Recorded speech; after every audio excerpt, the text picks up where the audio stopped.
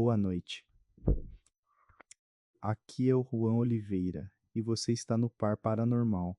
Hoje eu trouxe 4 relatos perturbadores. Antes de começar, já deixa o like e se inscreve no canal. Agora apaga a luz, coloca o fone e fica comigo até o final. Eu trabalhei como vigia noturno nesse hospital desativado há anos. Deve ser mais de 10. O trabalho é tranquilo, nada acontece por aqui. 3 andares de pacientes, laboratórios, consultórios e só um pequeno pessoal que cuida das plantas no telhado. Ninguém para falar com ou olhar para além da hora do expediente. Meu horário é o pior, das 22 horas às 6 horas. Pela janela da minha sala, vejo a entrada principal onde os pacientes costumavam chegar em ambulâncias. Sempre a mesma vista, parabólicas de segurança, portão automático e as luzes da praça à frente. É um lugar estranho, sem vida. As horas passam devagar, com o ruído constante dos ventiladores de ar condicionado nos corredores. Nessa noite, a temperatura começou a cair mais do que o usual. Meu pescoço ficava enregelado e eu precisava me levantar para girar as torneiras da pia em busca de um pouco de calor. Enquanto isso, ouvia os sons das almas de outros tempos, passos leves ao longe, abafados pelas cortinas fechadas, as máquinas doentes fazendo barulho nos corredores dos andares acima. Ninguém mais trabalha aqui, desde que o hospital fechou. Os móveis foram embora e os quadros caíram das paredes. Apenas um aviso de proibido penetrar nas portas da ala da pediatria e mais nada. Era possível imaginar as crianças brincando nos parquinhos coloridos, chorando ao lado de suas madres nervosas. Eu estava atento. O meu olhar vagava por todos os cantos enquanto as horas passavam. E foi assim que ouvi a primeira vez o som de choro suave, como se fosse uma criança chorosa na ala da pediatria. Mas isso não podia ser. A entrada daquela parte do hospital estava bloqueada com uma escada rolante quebrada. Ninguém poderia entrar sem abrir a porta da frente, e eu teria notado. Ela voltou a chamar a atenção de mim várias vezes, mas sempre parecia vindo de longe. Eu não sabia se era um eco ou se alguém realmente estava lá dentro. A minha mente tentava explicar o que aconteceria se mesmo assim alguém estivesse lá. Eu me lembrei das histórias de pessoas presas em hospitais abandonados, às vezes por décadas. As imagens e sons dos corpos mortos não eram uma coisa realista para mim, mas agora começavam a tomar forma na minha cabeça. O frio aumentava dentro da sala. Eu me levantou outra vez para girar a torneira, mas desta vez ouvi o som claramente mais perto e mais alto. Parecia que alguém estava se aproximando de mim através dos corredores escuros. Cada minuto que passava parecia um peso nos meus ombros. A criança continuava chorando. Era uma voz que eu nunca ouvira antes e não era como nenhuma outra em todo o meu tempo trabalhando por aqui. Eu estava nervoso, mas tentava manter a calma. Sempre se pode encontrar um motivo lógico para tudo que acontece quando estamos tensos. Se fosse algum animal estranho, eu teria visto pelo monitor do sistema de segurança. Se alguém estivesse lá, eles já deviam ter me chamado pela central. A voz voltou a chamar a atenção, agora mais alta e perto. Eu me sentei na minha cadeira e me dei conta de que estava com o coração batendo forte em meu peito e que eu estava suando. Meu olhar foi para a entrada da ala da pediatria. As portas estavam trancadas há anos, mas agora começaram a se abrir devagar. O som do metal rascante era como uma música de desespero.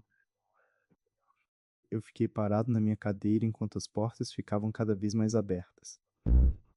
E foi quando vi que ela estava lá, uma menina com cabelo longo preto e olhos castanhos grandes, vestida com um jardanão branco sujo. Ela parou em frente à porta da entrada e me olhou. Eu fiquei parado na minha cadeira por alguns segundos antes de ela se virar e seguir para os corredores acima. E foi então que eu ouvi o barulho de passos ao longe, cada vez mais fraco, até desaparecer completamente. Sempre fui supersticioso, mas nunca achei em nada isso tão ruim como agora. Eu me levantei e comecei a andar pela sala, sem saber para onde iria ou o que fazer. Eu entrei na minha sala de controle ao lado da sala de vigia e liguei a TV.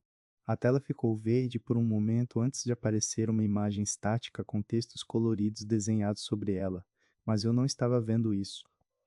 Tudo o que me importava era saber o que tinha acontecido com aquela menina.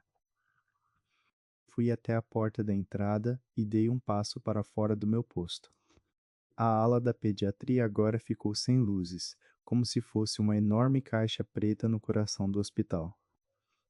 Eu entrei por ela, e foi quando me dei conta que estava sozinho no hospital desativado, cercado de sombras e ruídos de algo vivo nas profundezas dos corredores escuros. A porta da ala da pediatria agora ficou trancada novamente, mas eu sabia o que tinha acontecido com aquela menina. Eu estava dirigindo pela rodovia Birmingham 16 a horas, tentando chegar ao meu destino antes da chuva piorar. A noite já caíra e a estrada estava escura como o mundo.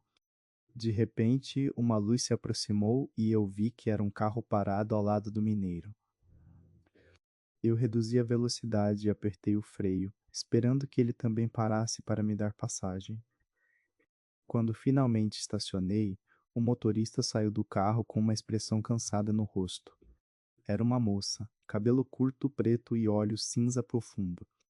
Ela me sorriu e pediu carona, dizendo que estava indo para São Paulo.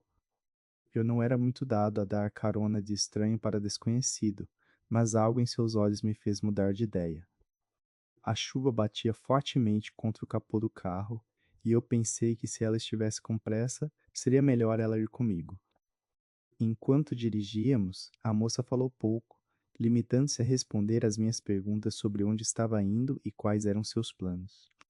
A chuva era tão intensa que dificilmente conseguimos ouvir o som do motor. Pelo espelho retrovisor, vi sua cabeça inclinada para a frente, os olhos abertos fixos na estrada.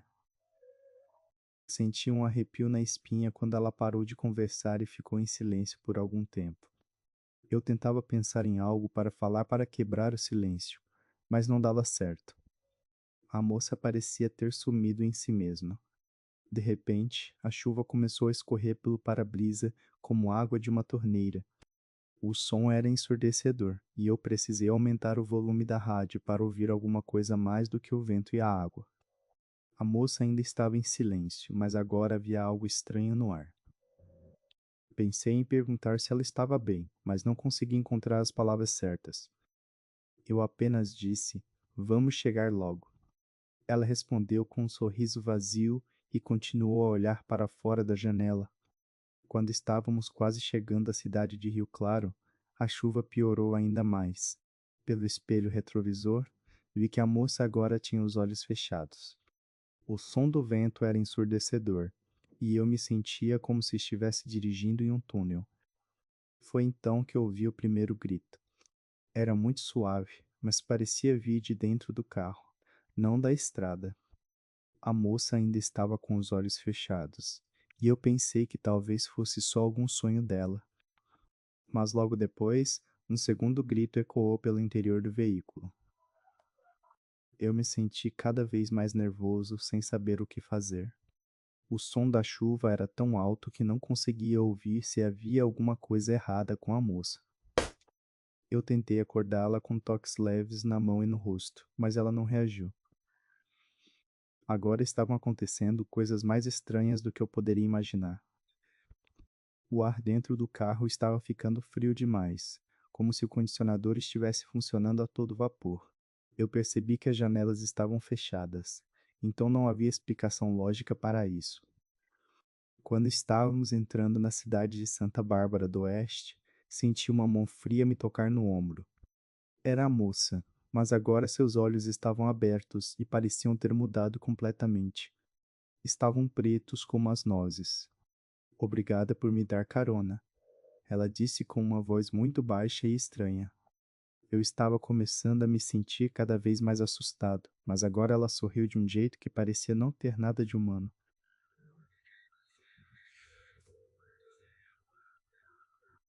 Seus dentes estavam amarelados e pareciam estar em decomposição. Foi então que aconteceu. O carro parou bruscamente ao lado da estrada. A chuva cessou de repente, como se o mundo tivesse parado por um momento. Eu olhei para trás e vi a moça com os braços estendidos para fora do carro, apontando para mim. E foi então que ela começou a desaparecer.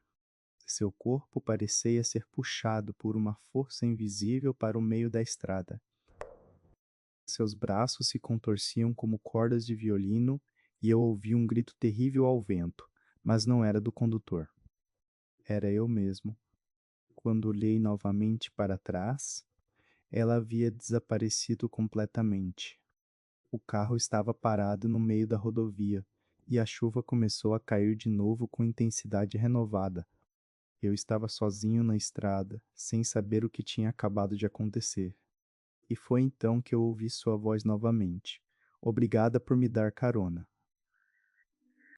Eu não sou nem nunca fui um entusiasta por antiguidades, mas há algo que sempre me chamou a atenção nesses objetos velhos, a história por trás deles.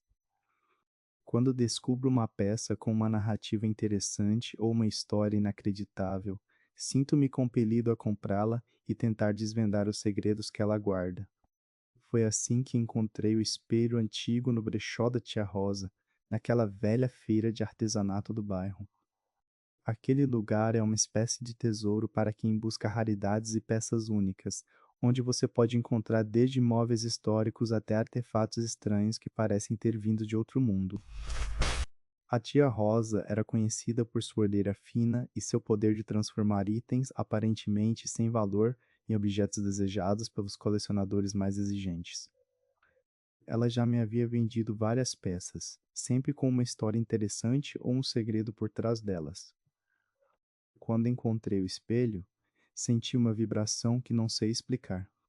Era como se ele estivesse chamando a minha atenção, me dizendo que era hora de descobrir sua história. Tratava-se de um espelho de madeira escura com molduras douradas e um cristal grosso no centro. O que mais me chocou foi o peso do objeto. Ele era leve como se estivesse feito de vidro, mas quando segurei em mim, pareceu pesar 1 tonelada. A tia Rosa, percebendo a minha curiosidade, me contou que ele havia sido fabricado no início do século XX por um artista renomado da época e que era conhecido por sua capacidade de refletir imagens como se elas estivessem vivas.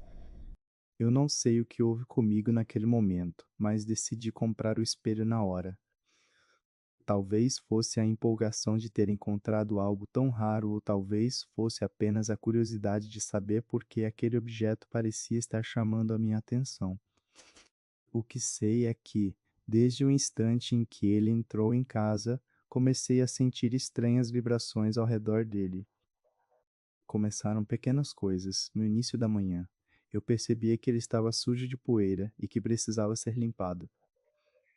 Mas quando eu o limpiava, ficava com uma sensação estranha na mão, como se o dedo estivesse ardendo. Naquela primeira semana, aconteceram coisas assim. Um dia, percebi que as roupas que coloquei perto dele haviam sido amassadas de forma estranha. Outro dia, descobri que o espelho estava coberto por uma camada de sujeira que não vinha lá. Fiquei confuso e com a sensação de estar perdendo a minha sanidade. Era difícil explicar para mim mesmo o que estava acontecendo. Tudo parecia normal na superfície, mas quando eu olhava mais de perto, percebia que havia coisas estranhas por trás do cenário tranquilo da minha casa. No entanto, a cada dia que passava, a sensação que o espelho estava me chamando a atenção se intensificava.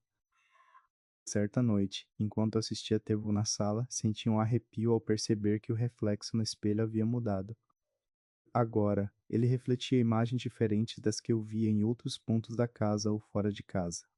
Eu olhei para ele e vi que as roupas estavam amarradas no quarto, como se alguém tivesse passado por lá enquanto eu não estava olhando. Meu coração começou a bater rápido, mas fiquei tentando racionalizar o que estava acontecendo. À medida que os dias passavam e as coisas ficaram cada vez mais estranhas, eu comecei a ouvir sons vindos do quarto onde o espelho ficava.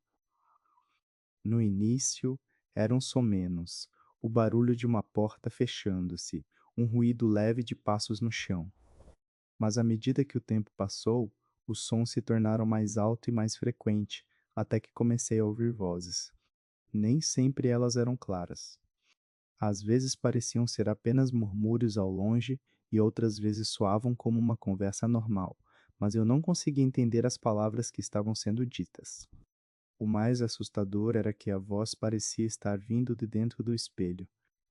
Tentei ignorar o que estava acontecendo, pensando que era apenas minha imaginação, mas a cada dia as coisas ficavam piores.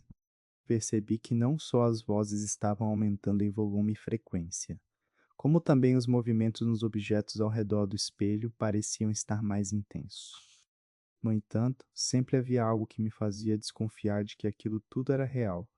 Uma noite, quando estava sentado na sala assistindo TV, ouvi uma voz clara e nítida vinda do quarto onde o espelho ficava. Ela chamou meu nome e eu fiquei paralisado. Tentei me mover para ir lá, mas minhas pernas pareciam ter sido anestesiadas. No instante seguinte, vi a figura de uma mulher refletida no espelho ao lado do meu. Era alta, magra e tinha um rosto pálido como se estivesse morta há séculos. Eu me levantei da cadeira, mas meus membros pareciam não funcionar.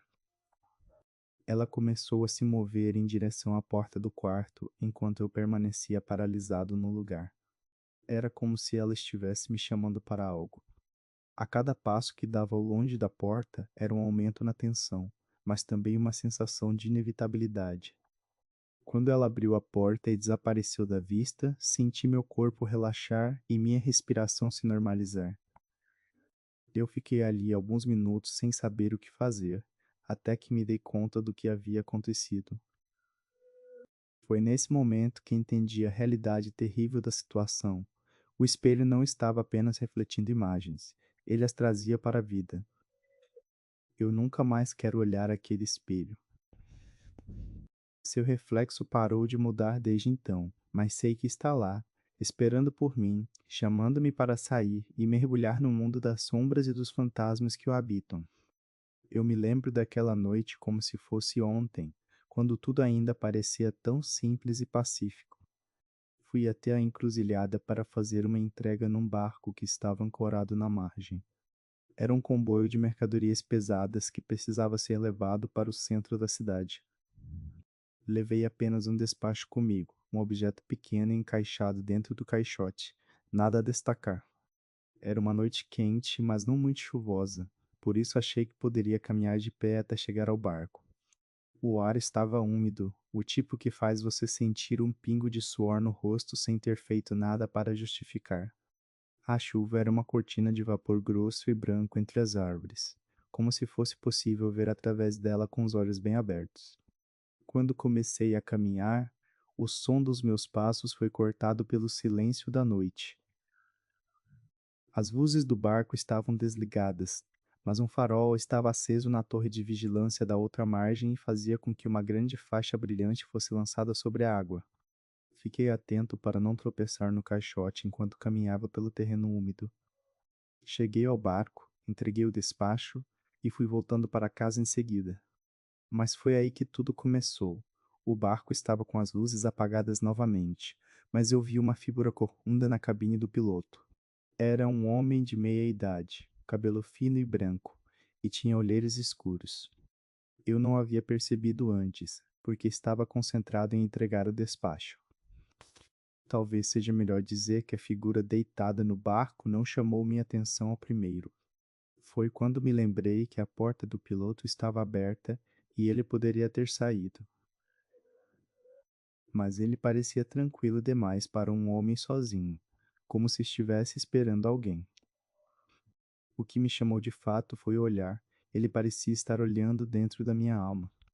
Eu não fiquei lá muito tempo, mas dei-me conta de que a porta do piloto estava fechada novamente quando retornei ao barco para verificar se eu havia esquecido algo. Eu também não notei nada fora do comum naquela vez. Talvez tenha sido apenas minha imaginação, mas aquilo era só o começo. A sensação que me pegou pela manhã, quando acordei tarde, Foi a de que alguém havia passado por perto enquanto eu dormia. O ar estava frio, como se um ventinho tivesse entrado pelo janelão da minha janela e sacudido as cortinas. E havia algo mais. Um cheiro ruim que me pareceu sair do quarto de cima, mas não sei por quê. Eu fui até o quarto de cima para verificar se alguém havia entrado sem chamar minha atenção. Encontrei a porta da janela aberta e o mosquiteiro amassado. O ventinho da noite devia ter feito isso, pensei então. Mas ao entrar no banheiro para trocar de roupa, vi que as mãos estavam sujas com terra seca. Nunca acontece comigo, mas tive a sensação de que haviam puxado o tapete do chão para limpar alguma coisa e eu não havia notado. Eu estava me perguntando quem poderia ter entrado lá dentro quando ouvi um ruído de passos na escada. Achei estranho, pois minha filha ainda estava dormindo no quarto ao lado e a porta da cozinha estava fechada. Abri a porta da cozinha para chamar ela, mas ela não apareceu. Então foi quando vi o homem corcunda de novo. Ele estava parado na entrada do meu apartamento, me fitando com aquele olhar estranho. Eu fiquei sem saber o que fazer, como se tivesse sido possuído por um animal e estivesse prestes a atacar alguém. Era como se ele fosse uma pedra na minha frente, inanimada e morta, mas com o poder de me paralisar. Meu coração começou a bater forte e eu estava com as pernas bambas. Foi então que vi que tinha um despacho ao seu lado, exatamente igual ao meu, e foi como se ele estivesse dizendo: "O que você fez?", enquanto me fitava. Eu não consegui mais nada além de tentar sair do lugar, como se fosse uma bola que rolasse para longe sem parar. E então tudo ficou escuro. E aí, você já viveu uma experiência parecida com alguma dessas? Conta pra gente aqui nos comentários, eu leio todos. Se este vídeo te arrepiou, deixa o teu like, compartilha com os amigos e se inscreve no Par Paranormal e ativa o sininho para não perder nenhum relato. E se você tem uma história real para contar, manda para o nosso e-mail contatoparparanormal@gmail.com, que está aqui na descrição. Os melhores viram vídeo aqui no canal. Até a próxima, se você tiver coragem.